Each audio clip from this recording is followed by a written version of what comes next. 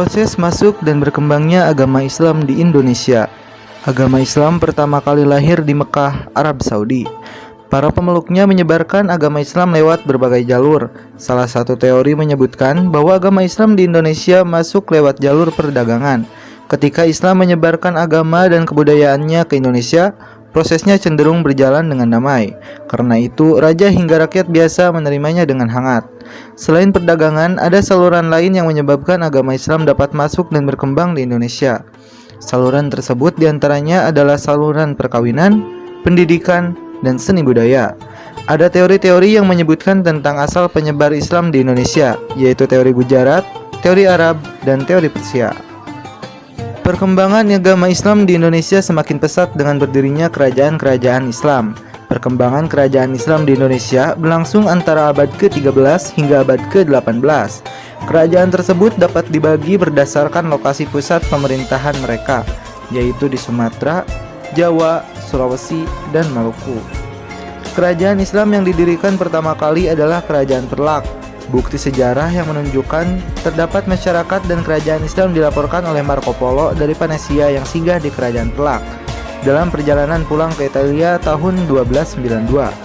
Di Perlak, Marco Polo juga menjumpai adanya penduduk yang telah memeluk Islam dan pedagang Islam dari India yang menyebarkan agama Islam. Menyusul Kerajaan Perlak, berdiri pula Kerajaan Samudra Pasai. Bukti sejarah adanya kerajaan ini ditulis oleh Ibnu Battuta, seorang utusan Kerajaan Delhi ke Tiongkok. Dalam perjalanan dari India ke Tiongkok, Ibnu Battuta singgah di Samudra Pasai dan mengunjungi istana Sultan Malik Ad-Dwahir. Dari hasil kunjungannya ke kerajaan Islam di Samudra Pasai, diketahui bahwa Samudra Pasai merupakan pelabuhan penting tempat kapal-kapal India dan Tiongkok berlabuh. Selain kedua kerajaan tersebut, kerajaan Islam lain yang pernah berdiri di Indonesia diantaranya adalah Kerajaan Demak, Kerajaan Banten, Kerajaan Mataram, Kerajaan Makassar, Kerajaan Ternate, Kerajaan Tidore, dan Kerajaan Aceh Darussalam. Selain teori tersebut, agama Islam juga dibawa oleh 9 orang waliullah atau biasa disebut dengan Wali Songo, yang dimana 9 orang tersebut mengajarkan dan membawakan agama Islam ke Indonesia dengan cara yang berbeda-beda. Yang pertama yaitu Syarif Hidayatullah atau dikenal dengan Sunan Gunung Jati. Sunan Gunung Jati sangat berperan penting dalam penyebaran Islam di Jawa Barat, khususnya di daerah Cirebon.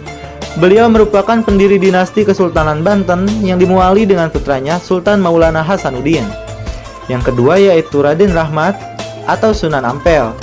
Beliau memulai dakwahnya dari sebuah pesantren yang didirikan di Ampel Denta, dekat kota Surabaya.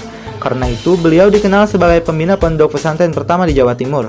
Sunan Giri, Sunan Bonang, Sunan Derajat adalah murid-muridnya Sunan Ampel. Yang ketiga yaitu Maulana Malik Ibrahim atau Sunan Gresik. Beliau dikenal dengan nama Maulana Maghrib atau Syekh Maghribi karena beliau diduga berasal dari wilayah Maghribi atau Afrika Utara.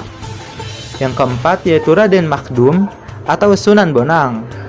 Beliau menyebarkan agama Islam dengan cara menyesuaikan diri terhadap corak kebudayaan masyarakat Jawa yang menggemari wayang dan musik gamelan.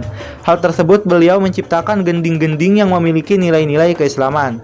Setiap bait-bait lagu diselingi dengan ucapan 2 kalimat syahadat, sehingga musik gamelan yang mengiringinya kini dikenal dengan istilah sekaten. Yang kelima yaitu Raden Paku atau Sunan Giri. Sunan Giri yang bernama asli Raden Paku adalah putra Maulana Ishak. Beliau ditugaskan oleh Sunan Ampel untuk menyiarkan agama Islam di Belambangan. Sunan Giri pernah belajar di pesantren Ampel Denta, lalu setelah dewasa melakukan perjalanan haji bersama Sunan Bonang. Yang keenam yaitu Raden Qasim atau Sunan Derajat. Sunan Derajat dikenal sebagai seorang wali yang berjiwa sosial tinggi. Beliau banyak memberikan pertolongan kepada yatim piatu, fakir miskin, dan orang sakit. Perhatiannya yang sangat besar terhadap masalah sosial. Yang ketujuh yaitu Raden Umar Said atau Sunan Muria.